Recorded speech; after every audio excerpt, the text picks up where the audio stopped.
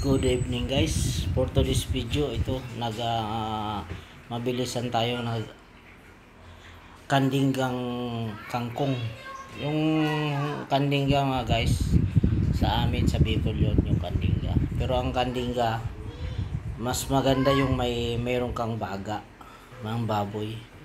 Ito guys, natural lang, wala siyang sahog. Kangkong lang talaga.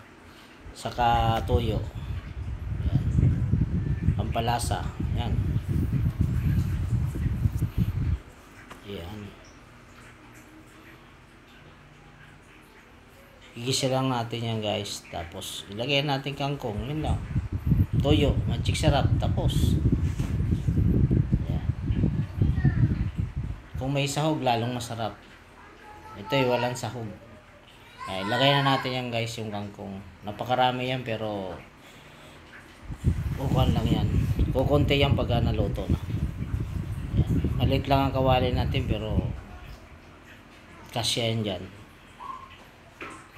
Yan guys. Kangkong. Yan ang tawag sa amin yan. Kandingga. Yung maliliit ang hiwa. Yan. Sa Iloilo naman, mga Ilonggo, apan-apan pag hinimay. Apan-apan tawag sa kanila. Inadobo, apan-apan. Ayan. Mas maganda guys, may sahog. Ayan. Ayan. Alagyan lang natin yan ng toyo. Tsaka magic sarap, okay na.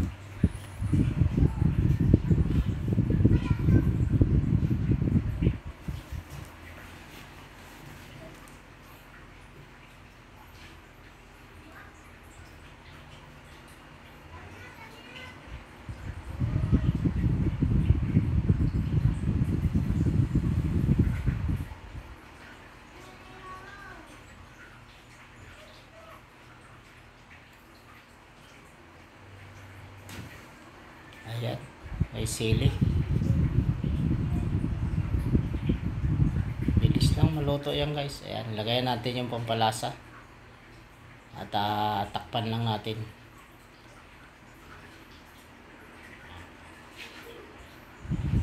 Takpan lang natin guys.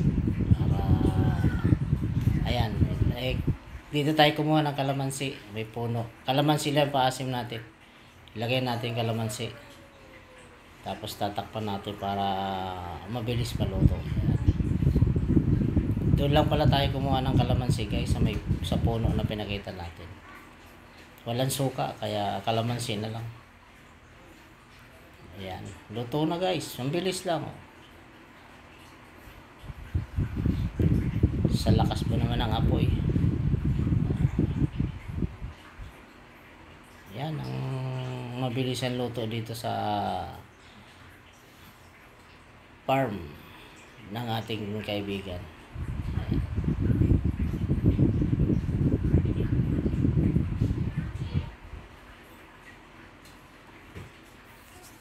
Simple lang. Mas masarap yan guys kung may baga ka ng baboy, pwede rin. Tapos yan ang ilalagay mo, kangkong.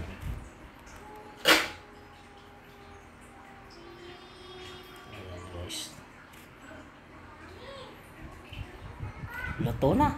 Thank you sa ating mga viewers. Thank you.